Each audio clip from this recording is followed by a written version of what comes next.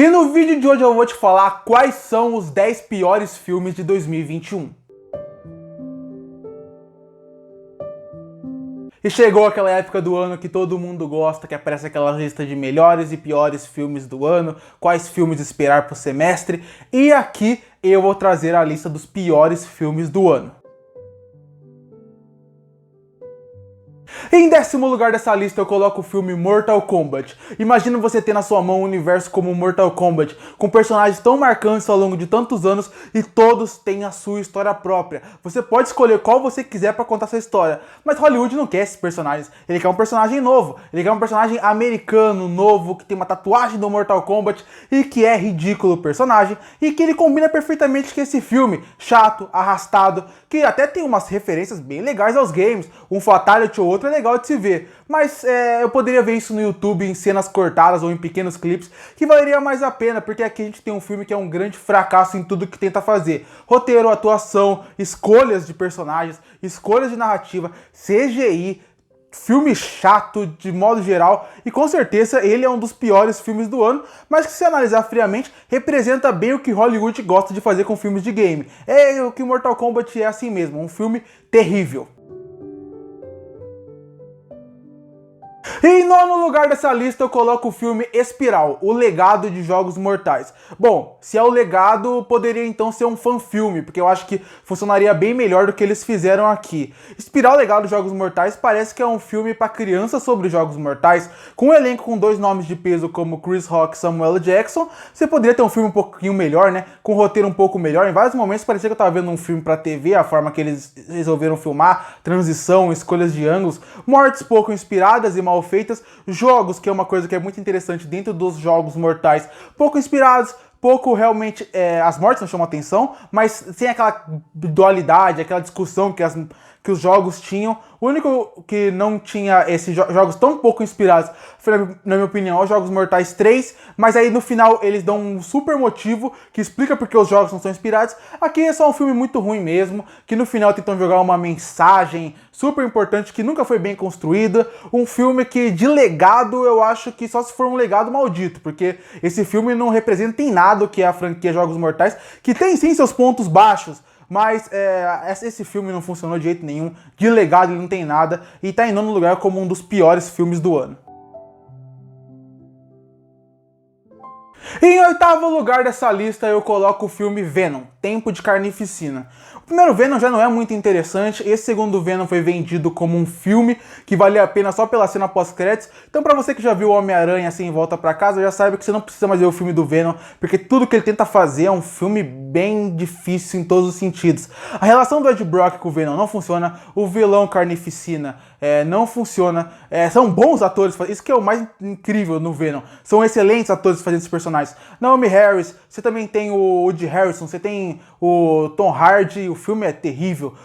Andy Serkis é o primeiro filme dele dirigindo e vê que ele precisa melhorar muita coisa aqui. Ele melhora a coisa do primeiro Venom, mas mesmo assim ele entrega um filme muito ruim, que é com algumas escolhas de narrativa que não entendi o que eles quiseram fazer aqui. A luta final deveria ser uma luta que pelo menos deveria estar no meio do filme, pouco empolgante, pouco envolvente, a relação dos personagens não funciona, nada nesse filme funciona. O melhor momento dele foi quando ele terminou e mesmo assim ele tá bem longe de ser o pior filme do ano, porque ele está em apenas 8º lugar dessa lista.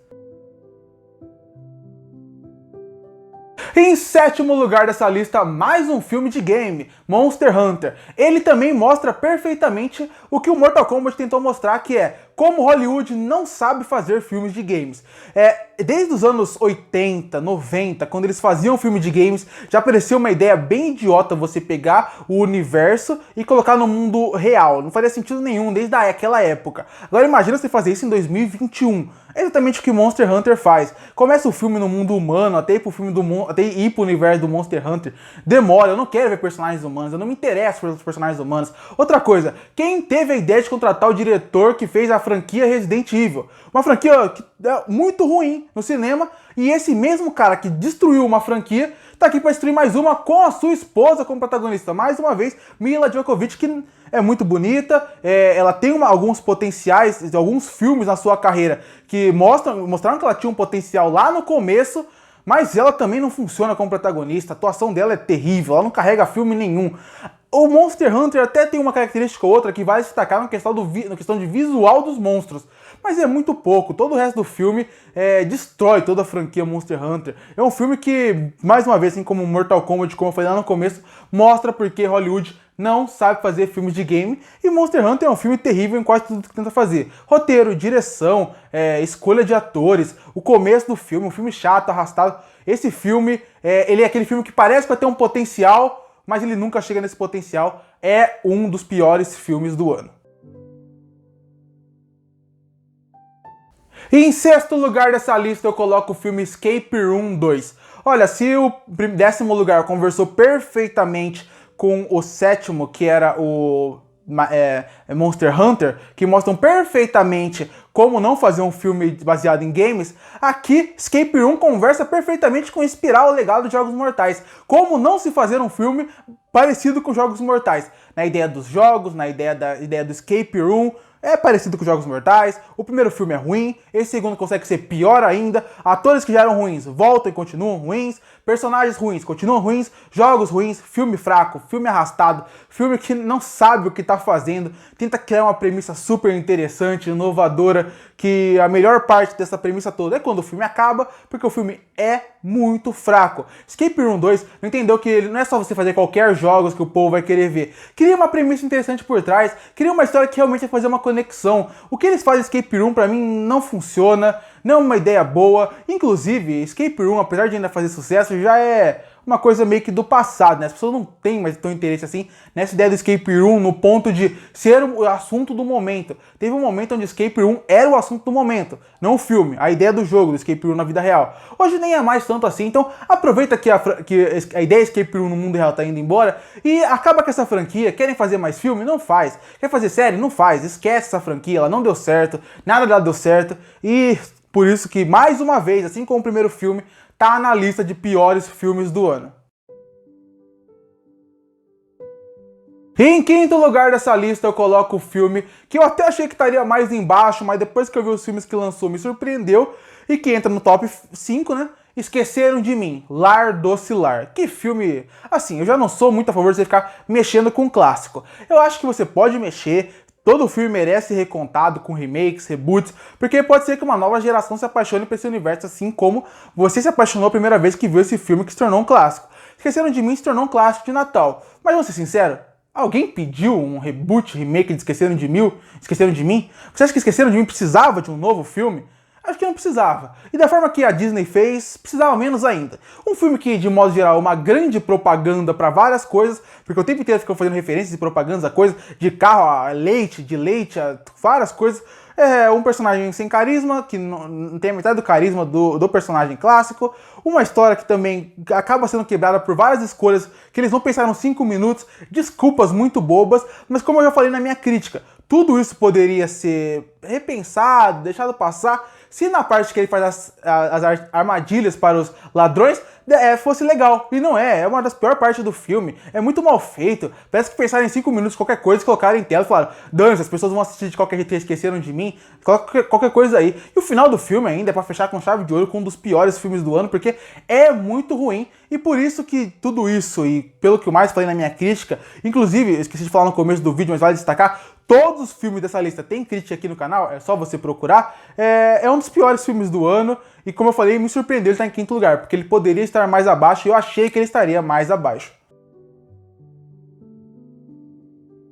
E em quarto lugar dessa lista eu coloco o filme Cinderela. 2021 foi o ano dos musicais. Você teve o Encanto da Disney, que foi um filme que deu certo, foi um musical muito bem feito. Você não conseguia assistir ainda Amor Sublime Amor, mas você teve Tic Tic Boom, você teve Em um Bairro de Nova York. E é óbvio que você precisava, no ano dos musicais, ter um musical que fosse um fracasso gigantesco. E esse musical é a Cinderela. Com músicas que não encaixam muito bem, músicas que são constrangedoras de estarem nesse filme, porque elas falam completamente o oposto do que o filme está falando. É bizarro, as músicas do musical não conversam com o filme e com os personagens.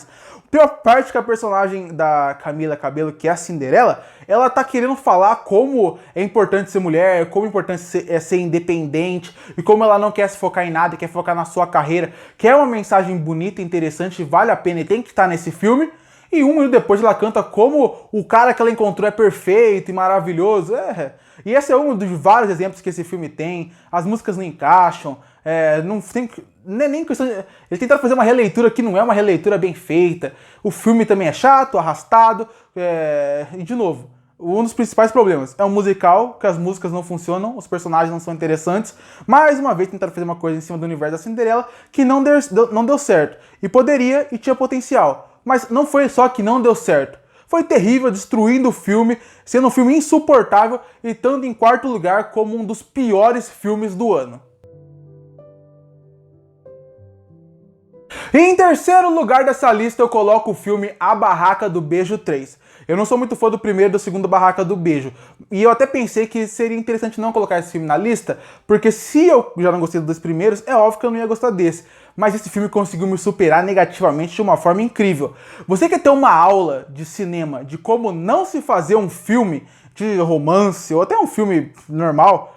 Barraca do Beijo 3 ele é um bom caminho para você seguir para isso. Porque ele é um filme que ele tenta fazer milhares de estilos dentro desse filme. Estéticas, estilos de narrativa. Parece que o filme uma hora é comédia, uma hora é romance, uma hora é dramédia, uma hora... Eles são vários gêneros no filme e todos muito mal feitos. Então você quer ter um cursão, um intensivão de como não fazer filme e aprender em vários gêneros, a Barraca do Beijo 3 é perfeito para você. Porque eles misturam vários gêneros, várias formas de se contar uma história e todas são terríveis e muito mal feitas. É sem contar alguns dramas que não funcionam, alguns personagens que não são bem utilizados, final de história que também não é bom, uma história bem clichê, mas é esse negócio, não sabem usar bem o clichê, não sabem usar bem o que o gênero pode apresentar. E de novo, qual gênero? Se usaram 50 gêneros dentro do filme e todos são terríveis. E para isso, por ser um filme que ele não conseguiu ser ruim só em um gênero, mas conseguiu ser em todos que tentou mostrar, e com personagens tão ruins, e com um universo tão ruim, e com romance que não funciona,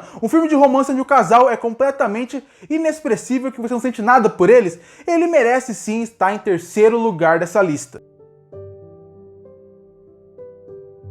Em segundo lugar dessa lista eu coloco o filme Resident Evil, Bem-vindo a Raccoon City. Eu não queria ser bem-vindo em Raccoon City nesse filme, porque que filme terrível. Personagens tenebrosos. Alguns podem até falar que ele não é o pior do mundo, porque tem personagens parecidos com o game. Olha, se eu quero ver só personagens que a aparência é parecida, eu até prefiro ficar vendo cosplay que as pessoas fazem dos personagens, que até vão ser mais fiéis a alguns do que foram feitos aqui. História mal feita. Alguns atores realmente eram atores aqui ou eles encontraram em algum lugar e colocaram no filme? Porque alguns não representam nada. Alguns parece que nem estão com vontade de estar aqui. E sem contar que é uma história completamente confusa e perdida. Na verdade não é uma história, né? Parece que são dois amigos que jogaram o jogo do Resident Evil 1 e 2 há muito tempo e vão falando sobre o filme, sabe? Vão falando sobre o game. Eles vão falando e do nada alguém relembra de uma cena que tá no começo e fica aquela confusão. Esse é o roteiro desse Resident Evil que tentou misturar dois games em um. Personagens mal feitos, atuações mal feitas, CGI, meu Deus do céu, que... Olha só, pra quem nem falar que eu espero, né? Se for digno essa premiação tão boa que é a Framboesa de Ouro, eu acho que em computação gráfica, CGI, Resident Evil ganha grande força aí. Então, pra quem gostou do filme, eu acho interessante. O prêmio dele tá aí, ó, Framboesa de Ouro, pior CGI. Pior ator não sei, porque tem muito ator ruim em vários filmes. Mas CGI, meu Deus, o que eles fizeram com os zumbis aqui? Um diretor que não sabe nem trabalhar cena de ação, cena de emoção, nada funciona. E ainda por cima tem uma cena pós-créditos que, olha...